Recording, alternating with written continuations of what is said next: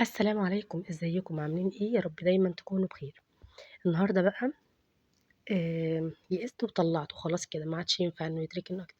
الشميز ده أنا كنت جايباه لابني في العيد تمام، ما شُفتش الحاجات دي خالص يا بنات وأنا باشتريها. ليه؟ لإن الشميز كان مقفول. هو كان فيه حتت كده مقطوعة ومتخرّمة والحتة دي كانت مشدودة، اللي هو الخط ده كان كُلّه قارر كده لتحت، يعني ما كانش ألطف حاجة. الشميز كان مقفول لمّا اشتريته عشان كده ما خدتش بالي. المشكلة بقى الأكبر من كده إنه كان ممكن إن أنا أرجّعه، بس أنا للأسف ما خدتش بالي خالص، ولمّا جيت البيت ما فتحتوش غير بعد ما انتهت الفترة اللي هو بتاعة الاستبدال أو الترجيع أو كده. وللأمانة المحل ما لوش أي ذنب في الموضوع، لإن أنا اللي ما خدتش بالي، ولإني لمّا أخدت بالي أو لمّا جيت بقى ألبّسه له أو كده كان مَر فترة طويلة، للأمانة يعني المحل ما كانش له أي ذنب في الموضوع، أنا اللي ما خدتش بالي.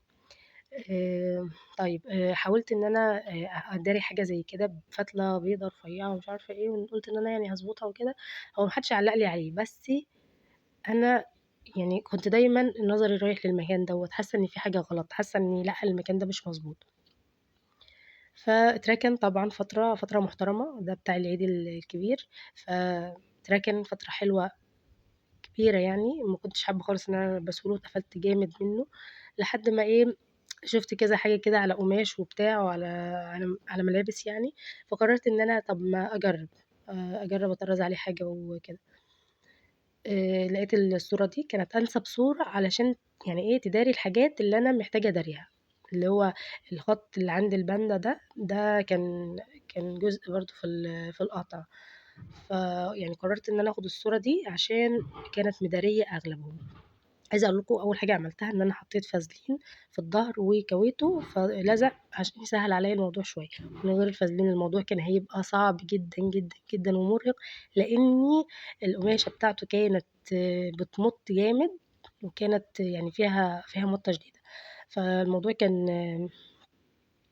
بصراحة ما كانش سهل خالص، لإن التفاصيل صغيّرة أوي، هي ممكن تبان في الصورة كبيرة لكن لأ، التفاصيل كانت صغيّرة و و وبسيطة كده، ومع مَطّة القماش شوية كانت الموضوع صعب جامد، فأنا يعني على قد ما قدرت لإني أول مرّة كنت أطرّز على النوع ده من القماش، وفي المكان ده بالذات وخصوصًا الحجم الصغيّر ده. عايزة أقول لكم إن أصعب حاجة كانت العين بصراحة. آمم، ده كان شكله بقى إيه بعد ما خلّصته، هو كل اللي استخدمته غرزة الحشو والباك والسلسلة عملت بيها الجزء اللي كان عند الياقة، وده كان شكله بعد ما خلّصته. اتعرض ع اتنصحت يعني بإن أنا أشيل الجزء الأبيض ده خالص واعتبره إن هو شميز وخلاص، بس أنا مش عارفة يعني حسيت إنه لأ، كان مش هيكون أحسن حاجة، فأنتم قولوا لي إيه رأيكم، أشيله والّا كده تمام؟